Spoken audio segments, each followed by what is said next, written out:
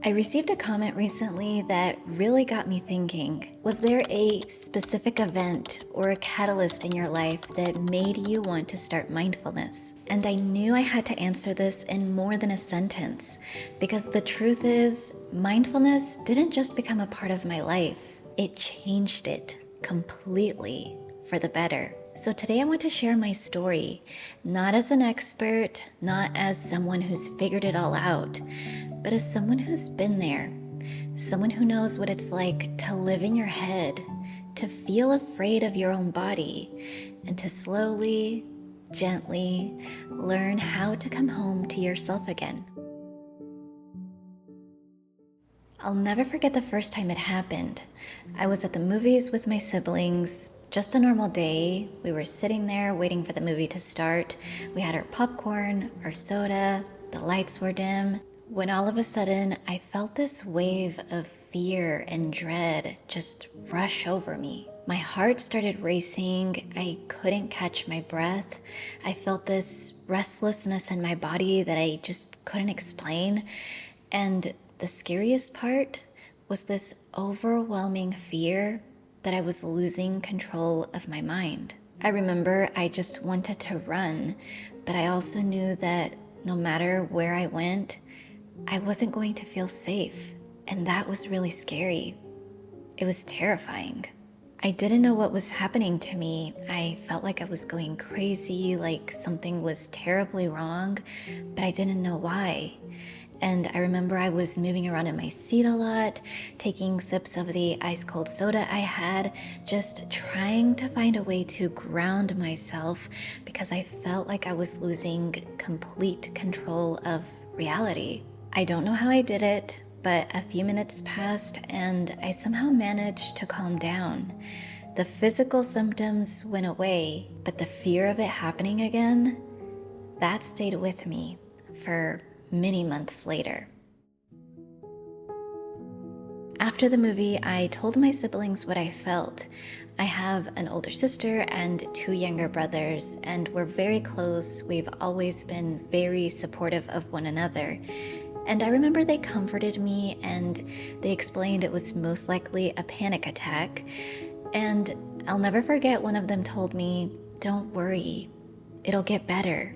You'll find ways to cope.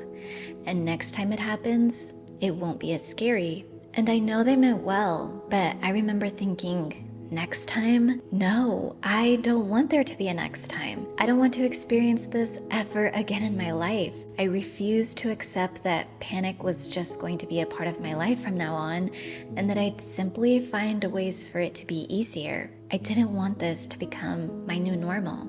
But unfortunately, there was a next time, and another, and another. For a while, the panic attacks were frequent. So frequent that I felt like I couldn't function like a normal human being anymore. I was afraid to go out, afraid to fall asleep at night. I was afraid of my own thoughts. And for those of you that have experienced anxiety or panic attacks, I know you can relate. Physically, there are no dangers, everything is normal, everything is okay, but in your mind, everything is different. In your mind, you feel like something terrible is going to happen, and that is really scary. So I would say for about 2 months, I felt like I was walking a tight rope. If anything triggered the feeling of anxiety, I felt like I would lose control and it would spiral into a panic attack. And when I wasn't in a full-blown panic, I was living in fear of the next one. So it was just a really challenging time. A few years before all of this, I had read the book The Power of Now, a book about being in the present moment. And during one especially hard moment, something in me remembered it. So I started reading it again. And I remember being on my bed with the book in my hands. And I remember shaking, my heart was racing. All I wanted was to feel peace. And of course, I'm getting emotional as I talk about this because I just remember it was such a hard time for me. And peace was what I wanted to experience the most. That is what I longed for. That is what I prayed for. I just wanted peace. And so as I read the book, I remember something in me clicked. This concept, this idea of living in the present moment, that was the way out. Because when we're panicking, we're not in the present. We're in the future. We're in fear. But the present is where peace lives. And so that day, I made a decision. I was going to train my mind to live there. And so my journey began. I started meditating every day, even when it felt impossible, even when my mind was racing and it felt like I was doing it wrong. I sat, I breathed, I just kept showing up. And it wasn't easy, but I knew meditation could help. And I was so desperate for something that would. I didn't want to keep living in fear. I wanted to feel free again, to go out without dread, to fall asleep without my mind spiraling, to live life fully and with peace.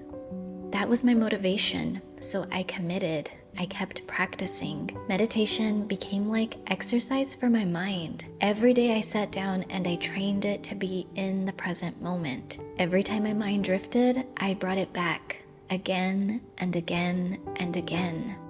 So during this time, I remember one day I was at a bookstore, and as I was on my way out, there was this book on a shelf that caught my attention. It was a purple little book called How to Be Mindful. I remember I opened the book and I was immediately drawn in by all of the images it had and the simple, practical tips on how to live in the present moment. It talked about noticing the mundane, the smell of breakfast, how clothes feel on your skin, seeing the bubbles as you wash dishes. It was so basic, but in that moment, that book felt like gold. It felt like it was the missing piece to my puzzle. So I began practicing this concept of mindfulness. I committed to being present and aware as much as possible in everything I did. Now I was not only training my mind when I sat down to meditate, but also while I was brushing my teeth, driving, cooking, or simply walking, just living my life. And little by little, day after day, I slowly started to feel safe again. My mind stopped being my worst enemy, and I was finally starting to experience the peace I had longed for. So I'm sure some of you are wondering, do you still have panic attacks? Thankfully, I do not.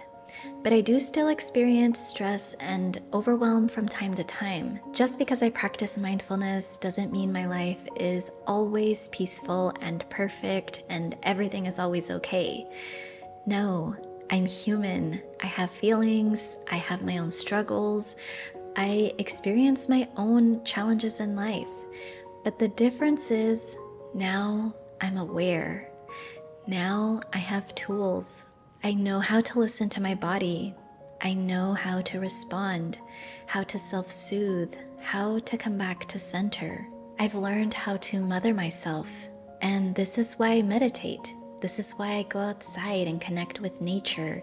This is why I journal, I stretch, I talk to people I trust, because now I know how to listen to my body, and that's something that I didn't know how to do before. And mindfulness has taught me all of this to come back to the present moment and to myself. So if you're sitting here watching this video and you're currently dealing with anxiety or panic attacks, I want you to know this moment will pass. Every moment does.